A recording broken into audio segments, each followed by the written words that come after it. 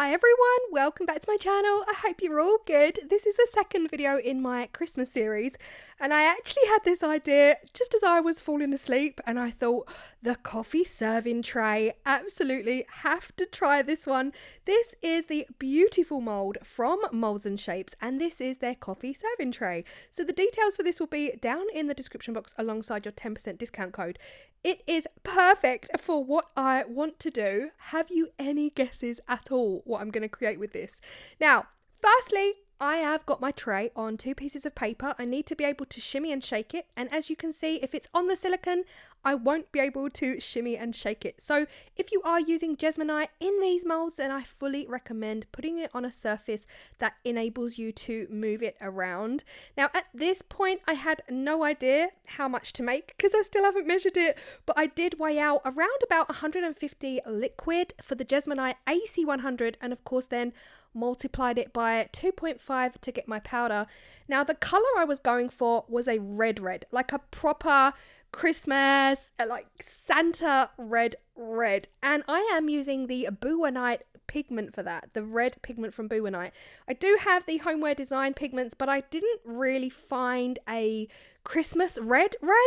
Didn't even realize I didn't have that color, but this is perfect for what I need. And here you see me just adding in the pigment to the liquid before adding the powder in. Once I've added that in, I do start to slowly add the powder, and I am sieving my powder to get rid of any lumps and bumps in that powder. Once I am happy and I've got all the powder I need matching the liquid, it is time to fully mix. And look at this red. Oh my gosh, this is about as perfect as it gets for what I need it. Have you got any idea what I'm making yet? Little bit cryptic on this one. But here I am pouring the Jesmonite into the tray. Now, funnily enough, it goes against all of the advice I ever really learned about Jesmonite, and that is that you don't need to pour it from high up. You pour it quite close to the surface of the mold to avoid any air bubbles. But I'll be honest, I think I get better results when I pour it from high up. Let me know if you use Jesmonite and which method you prefer, whether you pour it from high up or whether you pour it really close to the mold. I don't know how this happened. It was a stroke of luck, but 150 grams liquid of the Jesmonite AC100 is exactly what you need for this mold. Like, I couldn't have measured it more perfect if I tried. I would even say that you'd get away with 149 or 148 grams of Jesmonite AC100 liquid for this tray. Now, the beauty of having just the one color is that you can really tap it, like really shake it around and shimmy it around. And this was 30 minutes later, time to demold, and I cannot tell you how perfect this came out. Like, absolute perfection, because I spent a lot of time bashing it around, tapping it, shimmying it back and forth. It absolutely came out perfect. No air pockets around those edges at all. We did get a little bit of overspill, just a little bit, which is why I say 148 liquid might be just perfect. I did just use my sandpaper to sand around the edges. Now, I didn't show you the process of using my Cricut. I know a lot of you said not to worry about that section, so here we are, weeding the words that are gonna go on the tray. What do you think the tray's gonna say? Oh my gosh, guys, I was so excited to create this. Now, the font I have used for this vinyl lettering is called The Skinny, and I downloaded that from a website called The Font. That is not a Cricut font, so if you want this font, which I think works perfectly for this tray, it's very Ray Dunn dupe lettering. Cookies for Santa.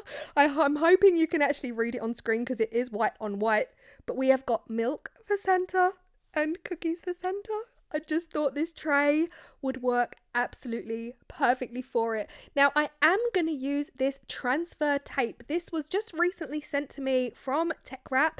This is the Teckwrap Super Strong transfer tape. The white vinyl I used was the HTV Ront vinyl, and it is really thick vinyl, and the backing of the vinyl is also really, really thick. It's not something I'm used to using, so I was a bit worried, and that is why I used the extra strong transfer tape. Again, I am an affiliate for Teckwrap, so if you want to get your hands on that, the details are down below, as are the details for homeware design, pigments, and of course molds and shapes. I'm sorry, I am sorry. I love this so much.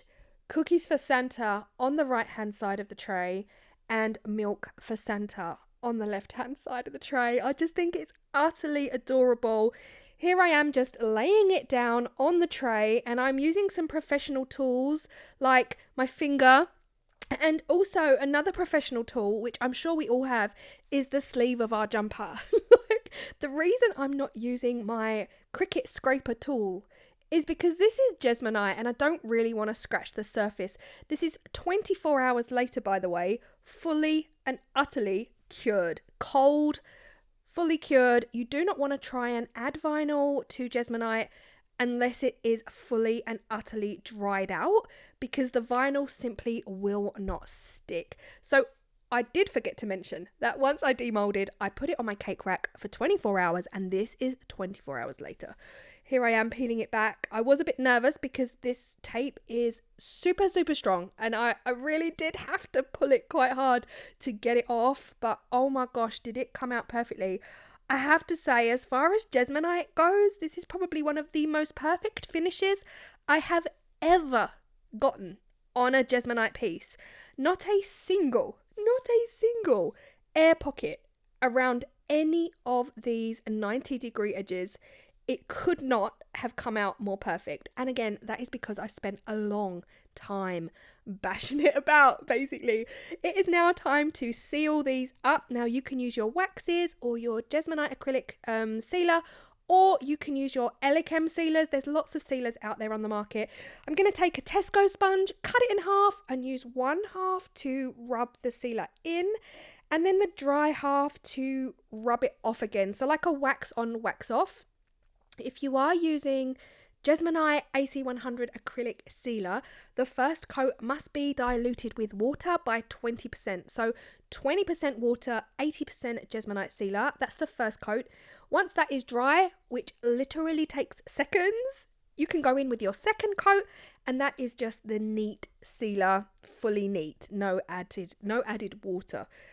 Here you see me just rubbing it in with the wet sponge, and then I go in with the dry sponge and dry that off. Now, I'm not wiping it off completely. It's definitely in there. It's soaked in, but I'm just getting rid because this is notoriously streaky. This sealer is notoriously streaky, and I know I get a lot of questions on how I prevent streaking with the Jesmonite sealer. This is how. I basically rub it in, rub it off, and I do that for both coats. So as soon as this was dried, about a minute later, I went in with a neat coat. Same thing again. Wet sponge to saturate the tray. Rub it, and then the dry sponge just to prevent any of those streaks coming through. And this is it, and I absolutely love it.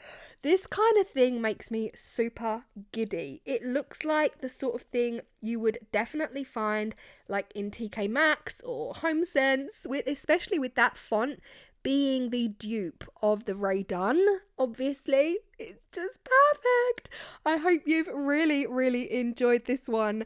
As I said, everything will be in the description box below. Always check out my description box. I've got a ton, and I mean a ton, of discount codes down there for you, for everything from resin to your ecos and everything in between. And not forgetting my Amazon storefronts if there is anything else there as well. But yes, I hope you've enjoyed, and I will see you on Saturday. Bye.